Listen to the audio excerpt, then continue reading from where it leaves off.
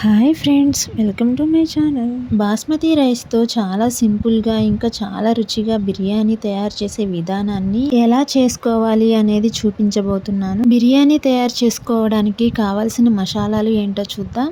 బిర్యానీకి ఎక్కువగా డాల్డా అయితే యూస్ చేస్తారండి. నేనైతే అది హెల్త్కి మంచిది కాదని నేను నూనెనే యూస్ చేస్తాను. లేదనుకుంటే నేను ఇంట్లో తీసిన నెయ్యితో చేస్తాను.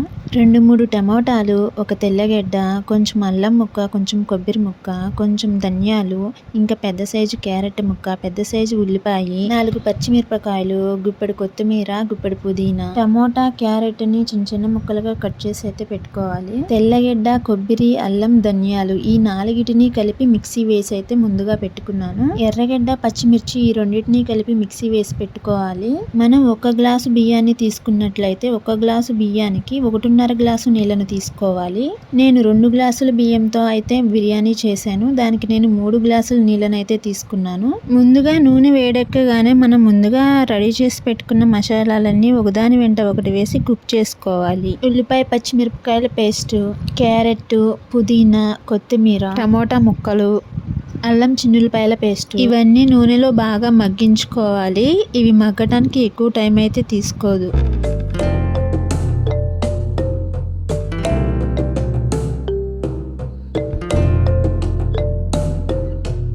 తర్వాత మనం కొలత ప్రకారం తీసి పెట్టుకున్న వాటర్ని కూడా ఇందులో యాడ్ చేయాలి. కొంచెం ఉప్పు వేసుకోవాలి. 2 స్పూన్ల బిర్యానీ మసాలా పౌడర్ని కూడా ఇందులో వేసుకోవాలి. ఇక మూత పెట్టేసుకొని ఈ వాటర్ బాగా మరిగేలాగా ఉంచుకోవాలి.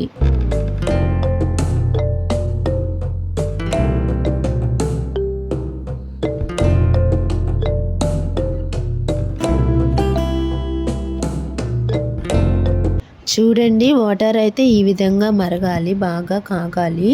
తర్వాత మనం ముందుగా కడిగి పెట్టుకున్న బాస్మతి బియ్యాన్ని కూడా ఈ వాటర్లో వేసుకోవాలి. ఈ వాటర్ అంతా బియ్యానికి పట్టి మరిగిపోతాయండి. ఈ నీళ్ళన్నీ ఇంకిపోయేంత వరకు కూడా ఈ బియ్యాన్ని ఉడికించుకోవాలి. మంట మాత్రం సిమ్లోనే ఉంచుకోండి, లేకపోతే అడుగంతా మాడిపోయి అంటుకుంటుంది. ఇంతేనండి, చాలా సింపుల్గా మీరు ఇంట్లో చేసుకునే విధంగా బాస్మతి రైస్తో ఈ విధంగా కానీ బిర్యానీ తయారు చేశారంటే చాలా రుచిగా ఉంటుంది. ఈసారి తప్పకుండా మీరు ట్రై చేసి చూడండి.